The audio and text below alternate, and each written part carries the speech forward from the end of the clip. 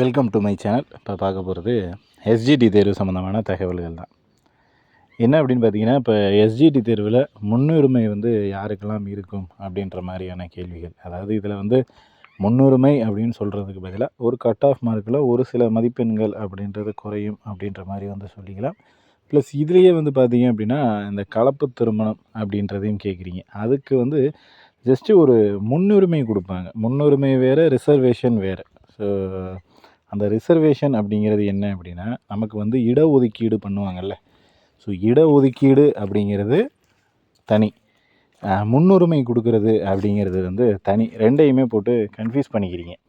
So முதல்ல இப்போ கலப்பு திருமணம் இந்த மாதிரி வர்றது எல்லாமே முன்னுரிமையில் வரும். ஸோ இப்போ நீங்கள் ஆதரவற்ற விதவையாக இருக்கீங்க அப்படின்னா அவங்களுக்கு இடஒதுக்கீடு பண்ணுவாங்க.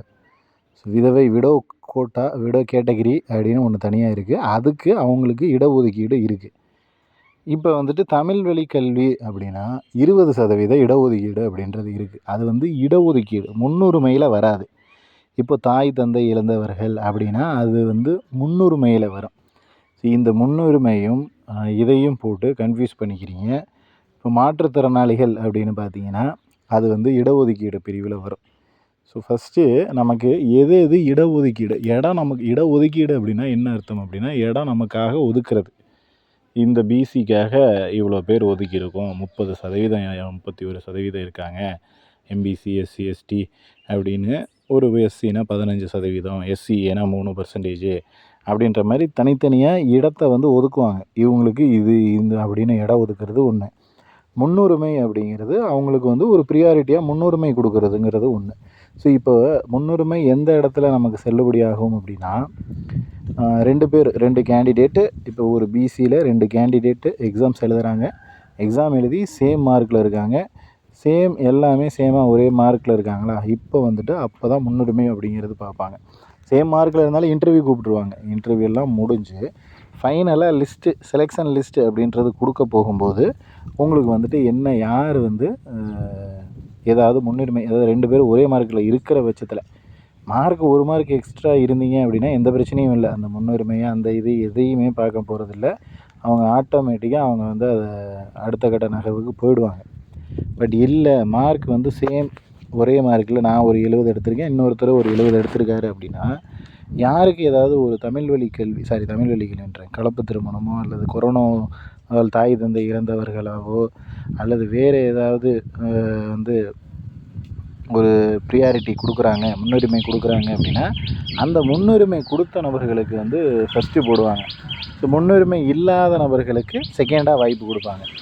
பட் நீங்கள் மார்க்கில், நான் இப்போ முன்னுரிமை ஒருத்தர் இருக்குது, அவர் 70 எடுத்திருக்காரு, முன்னுரிமை இல்லாத ஒருத்தர் 71 எடுத்துட்டார் அப்படின்னா அந்த 71 எடுத்தவர் தான் அவருக்கு முன்னுரிமை இருக்குது இல்லை அப்படின்றது எல்லாத்தையும் தாண்டி ஃபஸ்ட்டு அவங்களுக்கு பேச வேண்டியது, அவங்க இது பண்ண வேண்டியது மார்க்கை பேஸ் பண்ணி தான் வரும்.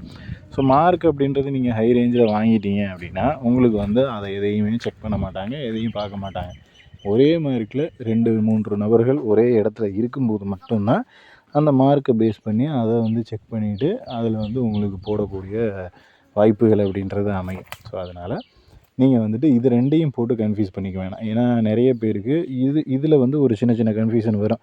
கலப்பு திருமணத்துக்கு எங்களுக்கு மார்க்கு கட் ஆஃப் மார்க் குறையுமா அப்படின்னா, கட் ஆஃபில் மார்க் இதுக்கு குறையாது. நமக்கு ஒரே மார்க் எடுத்துருக்கிற பட்சத்தில் நமக்கு முன்னுரிமை அப்படின்றது கொடுப்பாங்க அப்படின்றத தெரிஞ்சுக்கிங்க. அடுத்து பார்த்தீங்க அப்படின்னா, நம்ம கட் ஆஃப் மார்க்.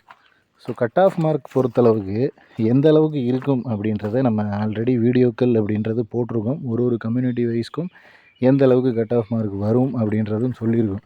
நீங்கள் ஒரு 70-80 மதிப்பெண்கள் எடுத்திருக்கீங்க அப்படின்னா அதில் 50க்கு 50%, 50-50 சான்சஸ் அப்படின்னு தான் சொல்ல முடியும்.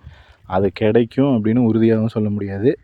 இல்லை உங்களுக்கெல்லாம் கிடைக்கவே கிடைக்காது அப்படின்னு உறுதியாகவும் சொல்ல முடியாது. ஸோ அது ரிசல்ட் வந்தால் தான் பார்க்குற மாதிரி இருக்கும்.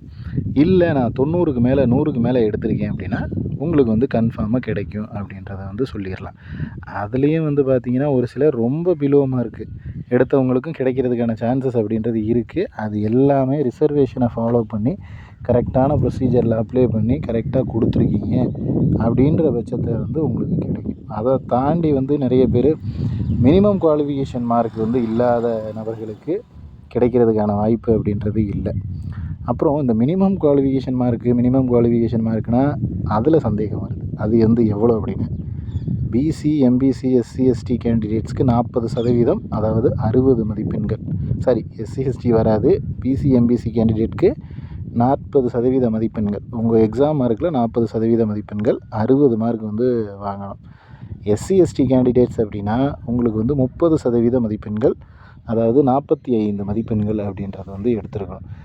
ஒரு சிலர் அதாவது 45 மதிப்பெண்கள் எஸ்சி எஸ்டியும், பிசி எம்பிசி 60 மதிப்பெண்களையும் எடுக்கணும். இதுதான் வந்து மினிமம் குவாலிஃபிகேஷன் மார்க்.